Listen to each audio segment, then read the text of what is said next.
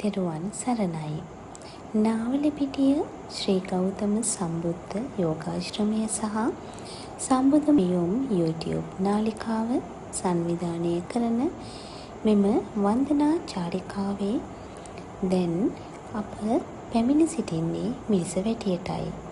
විශේෂයෙන් මේ ඓතිහාසික වටිනාකමින් යුත් ස්ථාන සොයා අප නාලිකාව මගින් වාර්ෂිකව මෙවැනි ගමන් සංවිධානය කරන අතර අප දැන් ආරාධනා කරනවා මෙම ඓතිහාසික ස්ථාන ගැන දැනුවත් කරන ලෙස සම්පත් බණ්ඩාර අප ගුරු දේවයාණන් වහන්සේට අවසරයි.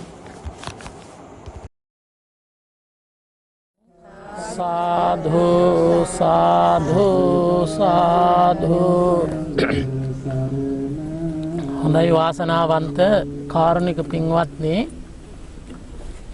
අටමස්ථාන ආධ්‍යාත්මික වන්දනා ගමනේ උතුම් මිරිසවැටිය චෛත්‍යරාජානන් වහන්සේ වැඳ පුදා ගැනීමටයි දැන් මේ සුපිම්බර පිරිස පැමිණිලා තිබෙන්නේ. විශේෂයෙන් අපේ ප්‍රභාත් රංජිත් මහත්මයාගේ උපාසකතුමාගේ සංවිධානත්වයෙන් තමයි අද මේ පින් පෙළහර මේ ආකාරයෙන් සිද්ධ කරන්නේ. ඉතින් උදේ ඉඳලා බෞද්ධ ස්ථාන නැත්තම් බුදුරජාණන් වහන්සේගේ පාද ස්පර්ශයෙන් පවිත්‍රත්වයට පත්වෙච්ච ස්ථාන අපි වැඳ පුදා ගත්තා. මුලින්ම තූපාරාම චෛත්‍ය, ඊළඟට සංඝමිත්තා සෑය, අබේගිරිය, ලංකාරාමේ, ජේතවනාරාමේ කියන ස්ථාන වන්දනා කරගෙන දැන් මිරිසවැටි චෛත්‍යරාජානන් වහන්සේ සමීපයට දැන් පැමිණිලා තිබෙන්නේ.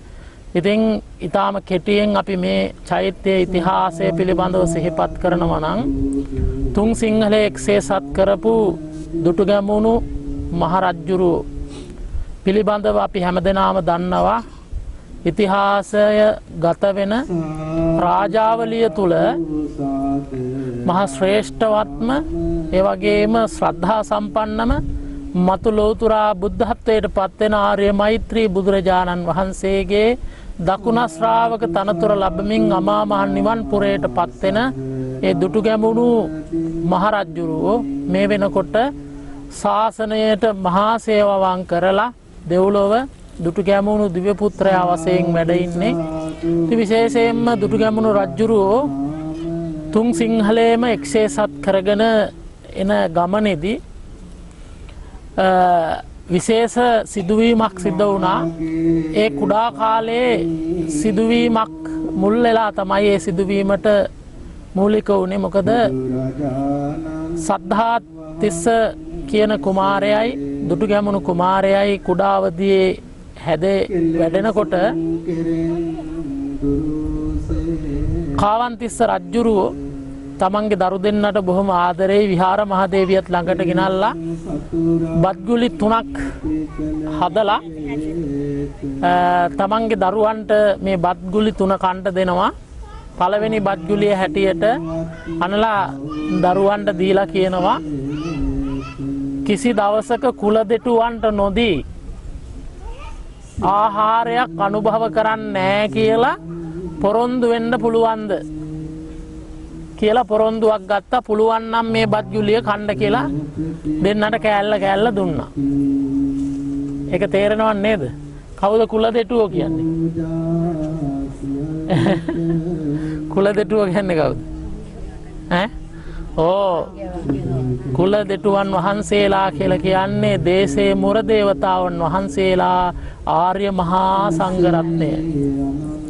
ඉතින් ආර්ය මහා සංඝරත්නයට නොදී කිසි දෙයක් අනුභව කරන්නේ නැහැ කියලා පොරොන්දුවක් ඇති කරගත්තා. දෙවැනි එක තමයි සහෝදරයින් දෙදෙනා අතර යුද්ධයක් කවදාවත් රණ්ඩු වෙන්නේ නැහැ. කියලා. ඇයි අද කාලේ හැටියට දැන් සමහරට ඔයාලගෙත් සහෝදරයෝ සහෝදරියෝ එක ඉඩ කඩන් වලට එහෙම රණ්ඩු වෙලා ඇති. රණ්ඩු වෙලා තරහ වෙලත් ඇති. කොහොම නමුත් ගිවිස ගත්තා දෙවනි බත්ගුලිය දීලා මොකද්ද? රණ්ඩු සරුවල් නම් කවදාවත් ඇති කරගන්නේ නැහැ කියලා. ඒ බත්ගුලියත් කෑවා. තුන්වෙනි බත්ගුලිය අතට දීලා කියනවා මහවැලි ගඟෙන් එහා පැත්තේ රජකම් කරන එලාර සමග යුද්ධයට යන්නේ නැහැ කියලා. කෑවද ඒක? නෑ. මට එපා කියලා ගහලා ගිහිල්ලා නිදාගත්තා. ඉතින් ඒ මොකද දුටු ගැමුණු රජුරෝ නැත්තම් දුටු ගැමුණු කුමාරයා ඉපදුනේම යුද්ධ කරන්න මේ මහවැලි ගඟෙන් මෙහා පැත්ත බේරගන්න. ඒ මහවැලි ගඟේ එහා පැත්ත අයිති ඒ කාලේ මාගම්පුරේට. ඔයාලා හිටපු පැත්ත අයිති මාගම්පුරට. මේ පැත්ත රජ රටට. ඉතින් අවසානයේදී කොහොම නමුත් මේ සේනා සංවිධානය කරගෙන යුද්ධයට පැමිණෙන වෙලාවේ මයංගනේ ඉඳලා යුද්ධය ආරම්භ කරගෙන දිගට යුද්ධ වැඩිගෙන එන අවස්ථාවේ හදිසියේ රජතුමා යුද්ධ සේනාවත් සමග ඉන්න වෙලාවේ මොකද උනේ? හැමදාම සංඝයා 500ක් වැඩම කරලා දානේ දීලා තමයි කුමන හෝ දෙයක් අනුභව කරන්නේ. එක දවසක් මිරිස් ව්‍යංජනයක් අනුභව කළා මහා සංඝරත්නයට පූජා කරන්න බැරි වුණා. ඉතින් භාගයක් අනුභව කළාම මම මේක පූජා කරාද කියලා අමාත්‍යවරුන්ගෙන් අහනකොට නෑ කියලා කිව්වා. ඊට පස්සේ පියාණන් සමග ඇතිවිච්ච කිවිසුමටත් කවදාවත් කුල දෙටුවන්ට නොදී ආහාර අනුභව කරන්නේ නැහැ කියලා ගත්ත කිවිසුම මහා සංඝරත්නයේ සමාව අයදියත් මේක රජතුමාගේ හිතට මහ වදයක්. අවසානයේදී යුද්ධයක් අතර ඉන්නේ මොකුත් කරන්න විදිහක් නැහැ. ඔහොම විජිතපුරේ ඉඳලා යුද්ධ කරගෙනම අනුරාධපුරේත් රාජ්‍ය යුද්ධ කරලා රාජ්‍යත්වය ගත්තා. ඉතින් රජතුමා ජල ස්නානය කරන දියකෙලියට යන අවස්ථාවල් තියෙනවා. රජතුමා ජල ස්නානයේට ඒක මෙයාලත් දැන් ජල ස්නානෙට ගිහිල්ලා නෑ නේද? ඒ වගේ රජතුමාත් මොකද කරන්නේ? මේ මහා රාජික උත්සවයකින් ජල ස්නානයට යනවා. යන අර රජතුමා යන තැන එකක් අරගෙන යනවා. ඒ තමයි ජයකොන්තය. අද ජයකොන්තේ කොයි වගේද කියනවා නම් පාර්ලිමේන්තුවේ තියෙන සෙංගෝලය වගේ.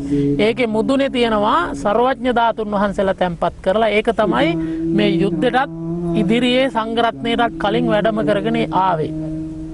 අවසානයේදී ජයකොන්තය අර නාන ස්නානයටත් එන වෙලාවේ අරගෙන ඇවිල්ලා මේ ස්ථානයේ තිබ්බ ගල්තලාවේ තැන්පත් කළා. රජතුමා ඇතුළු පිරිස ගිහිල්ලා ස්නානය කරනවා. ස්නානය කරලා ඔක්කොම ඇවිල්ලා රජතුමා ඇතුළු පිරිස මේ ජයකොන්තය ඔසවන්න හදනකමා මොකද වෙන්නේ? ඔසවන්න බෑ. එහෙම්මම පොළවට තැම්පත් වෙලා වගේ පොළවට ඇලිලා වගේ මේ ගල මත තියෙනවා. ඉතින් නොඑක් විදි කරලා ගන්න හැදුවා බෑ. පසුව මහරහතන් වහන්සේලාගෙන් විචාරපුවාම මතක් කරනවා මහරජ ඔබතුමාගේ මේ යුද වැදීමට මුලින්ම අරගෙන ආපු රාජ්‍ය සංකේතය ඒ ජයකොන්තය මේ ස්ථානයේ තැන්පත් කිරීමටයි නියමිත වෙලා තියෙන සර්වඥ ධාතුන් වහන්සේලා වැඩ ඉන්නේ රාජකීය ජයකොන්තේ. ඒක තමයි රාජ්‍යත්වයේ සංකේතය. ඉතින් ඒ වෙලාවේදී රජතුමාගේ හිතේ තිබ්බා පැසව ප්‍රශ්නයක්. මොකද්ද?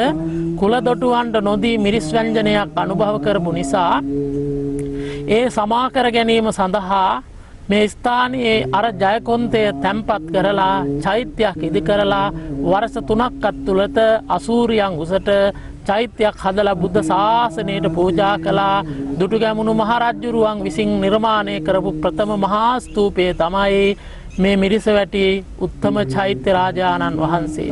එතකොට මේ මිරිසවැටි උත්තම චෛත්‍ය රාජානන් වහන්සේ තුල තැන්පත්ව වැඩ ඉන්නේ අර යුද්ධයට අරගෙන ආපු රාජකීය ජයකොන්තය. ඒ කියන්නේ සෙංකෝලය වගේ එකක්.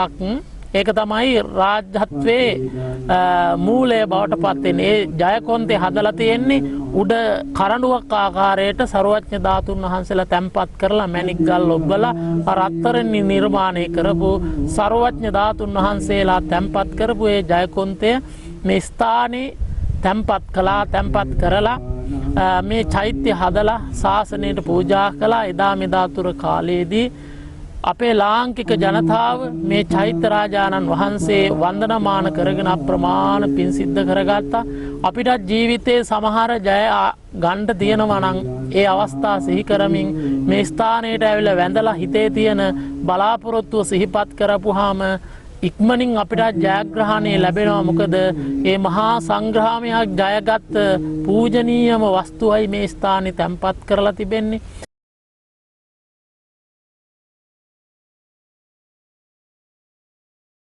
ආයේන වාචා චිත්තේන පමාදේන මයා කතං අච්චයං කම මේ බන්තේ පුරි පඤ්ඤ තථාගත ආයා කතං අච්චයං කම මේ ධම්ම සංදිට්ඨික අකාලික ආයේන වාචා චිත්තේන පමාදේන මයා කතං